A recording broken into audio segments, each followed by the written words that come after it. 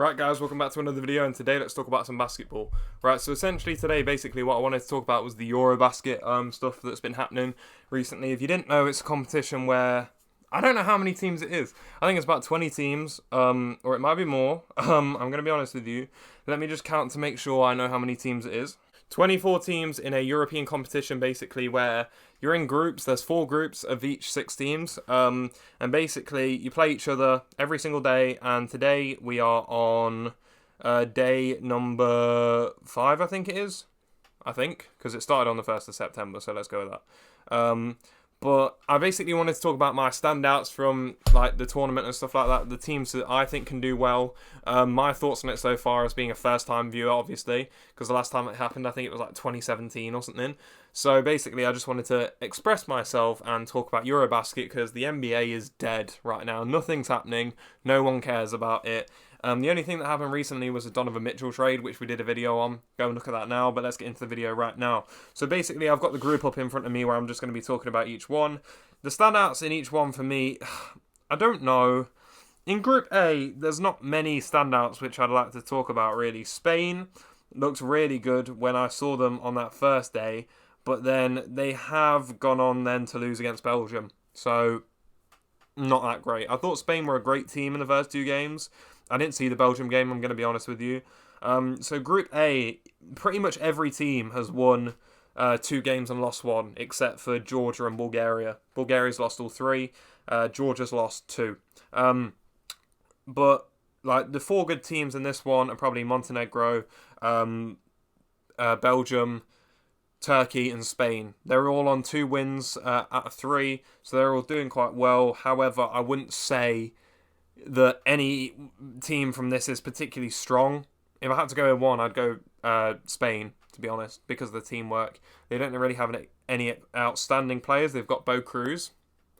Good reference, that is. But from Group A, I wouldn't say the strongest competitors are in this group or anything like that. Moving on to Group B, in my opinion, Germany are great. I loved watching that German game. Who were they playing? Germany versus Bosnia. Fair play. It went to, what did it go to? Did it go to overtime? No, it was Germany versus Lithuania. So it was Germany versus Lithuania where it went to overtime, which was crazy because that's the first time I've seen that in EuroBasket personally. There might have been other games, but I didn't watch them. Germany won all 3 of their games, done extremely well so far. I want Germany to win. Germany is the team I want to win, mainly because of Dennis Schroeder, Daniel Tice. I am a massive Celtics fan. Franz Wagner as well, who is really good, really good. Shout out him. But I'm a Celtics guy. I want them to win, even though those guys aren't playing for the Celtics. Dennis Schroeder, I know a lot of Celtics fans hated him at the time, but I really like Dennis. He was one of my favourite players, so yeah, I really like him. So I really want them to win. Won 3 games and performed really well. One of the surprise teams for me is Bosnia. I was really impressed with Bosnia. Extremely. They played extremely well. And they beat Slovenia, the team that has Luka, which a lot of people, and Dragic as well, who a lot of people thought that would be impossible for a team like Bosnia to win that sort of game.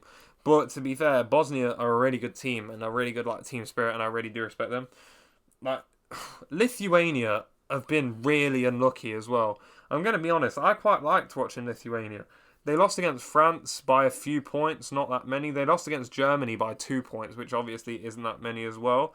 I think they'll pick up some wins, to be honest. And they lost against a really good Slovenian team as well. So, Lithuania have impressed me a lot. And they should be a proud team there. France got a decent team. I don't think they're going to have a chance of winning. But from my group, I really like Bosnia and I really like Germany. Slovenia, there's not really much more you can say about them other than them having Luka, who obviously is one of the best players in the world right now, in my opinion. So for them, Group B is a good group. I really like Bosnia. France played well, obviously won the same amount of games as Bosnia and Slovenia, but in my opinion, aren't as good as them. Moving on to Group C, Croatia done quite well. Obviously, I don't think all the games have been recorded on this one because after this, like every team's only played 2 games because I'm recording this on the 5th of September.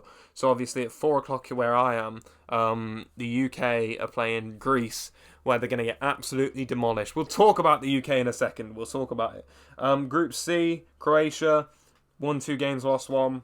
Not too bad. Another really good basketball team. It's a team game, and they are a really good team. Ukraine, shout out Ukraine. Been extremely impressed with Ukraine. They're one of the ones to watch, and I love the heart they have.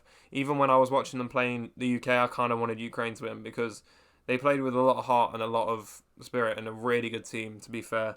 Greece, what more can you say about them? They're going to get another win, so they're going to be on 3-0 on their wins because they're playing the UK, who haven't scored over 70 points yet, I think. The UK are so bad.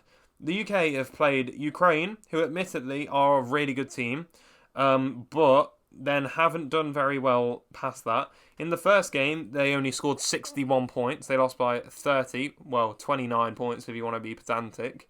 Then they did, in fact, lose again to Croatia, only scoring 65 points. Although, you didn't lose that badly this time, guys. You only lost by 21, so not as bad. Now, you're going to be playing a Greece team who's got arguably the best player in the world on their team. You're going to get demolished. And shout out Dorsey as well. Dorsey was so good in both these past 2 games for Greece. Greece, another one for me. Another great contender there. And I think they're going to do extremely well once again. Fair play to them lot. Italy, not a bad team. Shame for Gallinari that he can't be there. I really do feel for him there. It's a horrible injury. That is really horrible. England, well, the UK, because England are too bad to have their own team. Awful.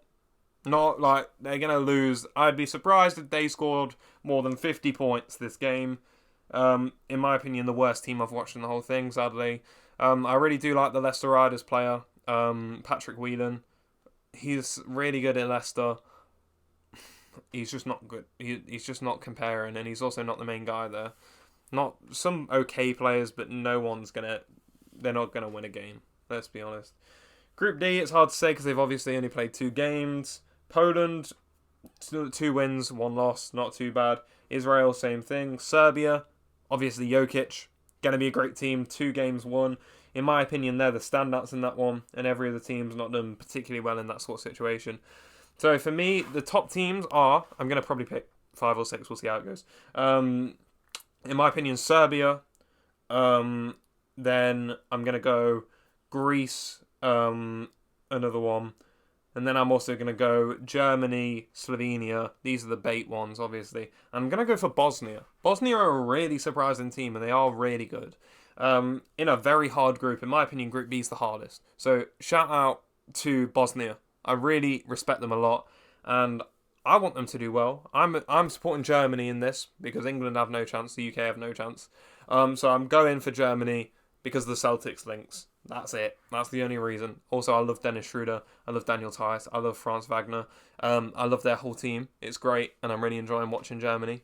Especially the overtime games, looking really fun. But that is the end of the video. If you have enjoyed this video, like the video, subscribe to the channel, and be sure to check in next time. Thank you.